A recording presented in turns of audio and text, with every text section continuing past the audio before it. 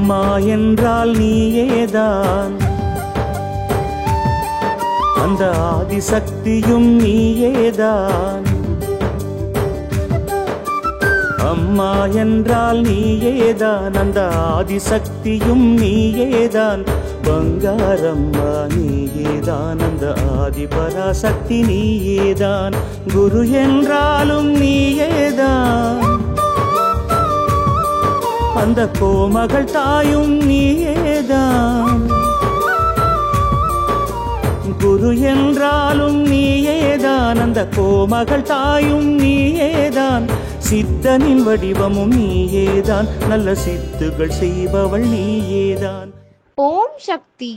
குரு வாழ்க, பங்காரு அம்மா வாழ்க. எந்த ஒரு அவதாரமும் இப்படி உட்கார்ந்து கொண்டு வருபவர்களுக்கும் போகின்றவர்களுக்கும் அருள்வாக்கு சொன்னதில்லை. இவள் சொன்னாள், ஆன்மாக்களோடு உறவாடவே இந்த அருள்வாக்கு முறையை வைத்துக் கொண்டேன் என்றாள். தமிழில் ஏன் அருள்வாக்கு? தாய்ப்பாசம் நிறைந்த மண் தமிழ்மண், இயற்கையை வணங்குகின்ற மண் இந்த தமிழ்மண். எனவே தமிழில் அருள்வாக்கு தருகிறேன் என்றாள். இந்த அருள்வாக்கு மூலம் தீராத பிரச்சனையோடு வந்தவர்களின் பிரச்சனைகளை தீர்த்து வைத்தாள். தீராத நோய்களோடு வந்தவர்களையும் குணப்படுத்தி அனுப்பி வைத்தாள். ஆன்மீகம் தொடர்பான தத்துவங்களையும் வெளியிட்டாள். நாத்திகர் பலருக்கு மன மாற்றத்தினை உண்டாக்கினாள். பலருடைய அந்தரங்க செய்திகளை கூறினாள். சிலருக்கு முற்பிறவி ரகசியங்களை கூறினாள். சில குடும்பங்கள் மேல் படிந்துள்ள சாபங்களை குறிப்பிட்டு சாப விமோசனம் மருகினாள். சிலருக்கு தேவ ரகசியங்களை சொன்னாள். சிலருக்கு விதியை மாற்றி எழுதினாள். சிலரை மரண வாசலிலிருந்து மீட்டு வந்தாள்.